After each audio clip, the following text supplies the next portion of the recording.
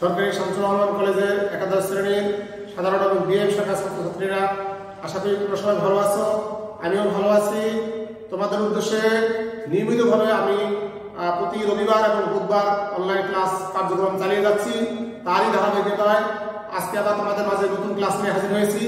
আমাদের আজকে ক্লাসের আলোচ্য বিষয় হচ্ছে মূল্য নির্ধারণের সাধারণ পদ্ধতি। অর্থাৎ আমরা সাধারণত একটি বাজারে প্রচলিত একটি পণ্যের ক্ষেত্রে প্রতিষ্ঠানগুলো বা কোম্পানিগুলো কোন পদ্ধতিতে প্রাইসিংটা সেট করে, মূল্য নির্ধারণটা করে, সেই পদ্ধতিগুলো নিয়ে আমরা আলোচনা করব। কি কি ওয়ে বা কি কি পদ্ধতি রয়েছে, যে পদ্ধতিগুলো ফলো করে, অনুসরণ করে বিপণনকারী বা কোম্পানিগুলো মূল্য নির্ধারণ করতে পারে। সেই পদ্ধতিগুলো সাধারণ পদ্ধতি হচ্ছে তিনটি। নাম্বার ওয়ান হচ্ছে ব্যয় ভিত্তিক মূল্য নির্ধারণ পদ্ধতি। ব্যয় ভিত্তিক মূল্য নির্ধারণ পদ্ধতি হচ্ছে এমন একটি পদ্ধতি যেখানে প্রথমে কি করা হয়, যে একটি পণ্য উৎপাদন করতে যে পার ইউনিট কস্ট হয় অথবা একক প্রতি যেই খরচ হয় সেটা নির্ধারণ করা হয়। একটি পণ্যর একক প্রতি উৎপাদন করতে যে খরচ হয় সেই খরচটা, সেই কস্টিং প্রাইসটা আগে নির্ধারণ করা হয়। দেন তার সাথে কিছু প্রফিট বা মুনাফা অ্যাড করে, যোগ করে মূল্য নির্ধারণ করা হয়। এটা হচ্ছে ব্যয় ভিত্তিক মূল্য নির্ধারণ পদ্ধতি। এইটা আবার দুটো ওয়েতে দেখানো হয়েছে। এক হচ্ছে ব্যয়যোগ পদ্ধতি আর এক হচ্ছে ব্রেক ইভেন পদ্ধতি। মূলত ব্যয় যোগ পদ্ধতি আর ব্রেক ইভেন পদ্ধতি ওই ব্যয় ভিত্তিক মূল্য নির্ধারণ পদ্ধতির একটা অংশ। কনসেপ্টটা প্রায় একই, একটু পার্থক্য আছে। ব্যয়যোগ পদ্ধতিতে হচ্ছে যে এখানে কস্টিং প্রাইসের সাথে কিছু প্রফিট অ্যাড করা হবে।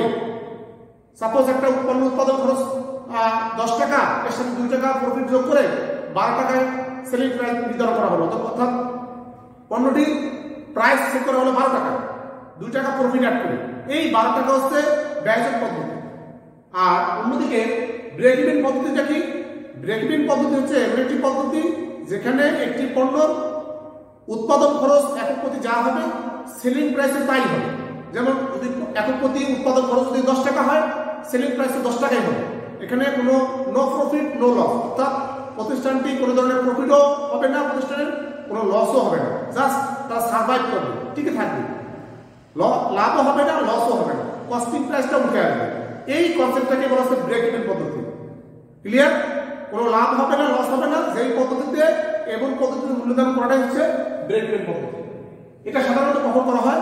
যখন কোনো প্রতিষ্ঠান দেখে যে যারা প্রতিযোগিতায় টিকে থাকা তাদের জন্য কষ্টকর হয়ে যাচ্ছে, অথবা সাধারণ প্রতিষ্ঠানটি নতুন প্রতিষ্ঠান, এরা অন্য প্রতিষ্ঠানের সাথে খাপ খাইয়ে নেওয়ার জন্য, বাজার টিকে থাকার জন্য, সার্ভাইভ করার জন্য এই ব্রেক ইভেন পদ্ধতি অনুসরণ করে। কারণ এই পদ্ধতি মানে বাধ্য না হলে কেউ করে না, যেহেতু এখানে কোনো প্রফিটের সুযোগ নাই, জাস্ট কস্টিং প্রাইসটা উঠে আসবে। আশা করি তোমরা বুঝতে পেরেছো। নেক্সট 2 নম্বর টপিক হচ্ছে ভ্যালু ভিত্তিক মূল্য নির্ধারণ পদ্ধতি। এটি কি? ভ্যালু ভিত্তিক মূল্য নির্ধারণ হচ্ছে, অর্থাৎ আমার প্রতিষ্ঠানের যে প্রোডাক্টটা দিচ্ছি সেই প্রোডাক্টের যে ভ্যালু আছে, ভ্যালুটা উপর ভিত্তি করে ভ্যালুটাকে ক্যালকুলেট করবো। দেন সেই মানে প্রতিষ্ঠানের পণ্যের ভ্যালু ক্যালকুলেট করার পরে, অর্থাৎ কাস্টমার ভ্যালু ক্যালকুলেট করবো। কাস্টমার ভ্যালু ক্যালকুলেট করে দেন সেই ভ্যালুর ভিত্তি করে পণ্যের মূল্য নির্ধারণ করা হবে। সুতরাং আমাদের আগে ভ্যালুটা বুঝতে হবে। ভ্যালুটা কি? ভ্যালু হচ্ছে বেনিফিট মাইনাস কস্ট, অর্থাৎ একটি পণ্য থেকে কাস্টমার যে পরিমাণ বেনিফিট পাচ্ছে এবং যে সেই বেনিফিট পাওয়ার জন্য সেই টাকা, যে টাকা পে করে আসছে, যে কস্টটা তার হচ্ছে, এই দুটোর ডিফারেন্স। মনে করো একটি পণ্য কাস্টমার 10 টাকা দিয়ে কিনেছে, সে পণ্য থেকে 15 টাকার সমান বেনিফিট পেয়েছে, তাহলে তার ভ্যালুটা হচ্ছে 5 টাকা। কারণ বেনিফিট 15, কস্ট প্রাইস 10, 15 থেকে 10 বাদ দিলে কত হয়? 5। তাহলে এই 5টা হচ্ছে তার ভ্যালু। ঠিক একইভাবে সেলারেরও কিন্তু ভ্যালু হয়, একজন বিক্রেতাও কিন্তু ভ্যালু পায়। বিক্রেতা একটি পণ্য ধরো 8 টাকা দিয়ে ক্রয় করেছে, সে পণ্য সে 10 টাকায় বিক্রি করলো, তাহলে তার ভ্যালু হচ্ছে 2 টাকা। কারণ তার বেনিফিট 10 আর কস্টিং প্রাইস 8, এই 8 আর 10 এর পার্থক্য হচ্ছে 2। তাহলে সেলারের বেনিফিট বা সেলারের ভ্যালু হচ্ছে 2 টাকা, আর কাস্টমারের ভ্যালু হচ্ছে আমাদের উদাহরণ অনুযায়ী 5 টাকা। যাই হোক, মনে রাখতে হবে যে কাস্টমার কোনো পণ্যের ভ্যালু না পেলে সে যেমন কোনো পণ্য কিনে না, একইভাবে সেলারও ভ্যালু না পেলে তারও প্রতিষ্ঠানের কোনো পণ্য বিক্রি করে তার কিন্তু লাভ হবে না।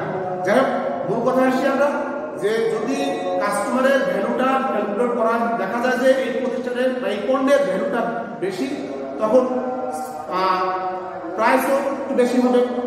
আর যদি দেখা যায় তাদের ভ্যালুটা কাস্টমার ওই পণ্য থেকে কম পরিমাণ ভ্যালু পাবে, বেনিফিটটা কম্পারেটিভলি কম, তখন তাদের প্রাইস সেটিংটা একটু কম হবে। আশা করি বুঝতে পেরেছি। এটা মূলত প্রতিষ্ঠানের সুনাম, গুডউইল, স্ট্যাটাস, ইমেজ এগুলো ডিপেন্ড করে এই ভ্যালু ভিত্তিক পণ্যের মূল্য নির্ধারণ করা হয়ে থাকে। এরপরে 3 নম্বর পদ্ধতি হচ্ছে বা সর্বশেষ পদ্ধতি হচ্ছে প্রতিযোগিতা ভিত্তিক মূল্য নির্ধারণ পদ্ধতি। এটি কি?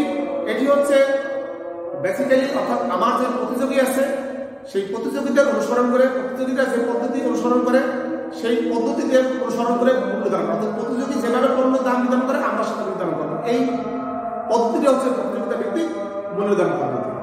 এর আবার দুটা ভাগ রয়েছে, একটি হচ্ছে চলমান হারের মূল্য নির্ধারণ, আর হচ্ছে মূল্য নির্ধারণ। চলমান হারের মূল্য নির্ধারণ মানে হচ্ছে যে প্রতিযোগী যদি একটি পণ্যের ক্ষেত্রে 10 টাকা ধরে, একই পণ্যের ক্ষেত্রে আমরাও 10 টাকা নির্ধারণ করবো, প্রতিযোগী যদি 12 টাকা নির্ধারণ করে আমরাও 12 টাকা নির্ধারণ করবো। এটা হচ্ছে চলমান হার পদ্ধতি। আর দরপত্র ভিত্তিক মূল্য নির্ধারণ পদ্ধতিটা কি? এটা হচ্ছে সাধারণত কোন ধরনের ঠিকাদারি প্রতিষ্ঠান বা নিলামে ডাক হলে সেই ক্ষেত্রে সাধারণত এই পদ্ধতির অনুসরণ করা হয়।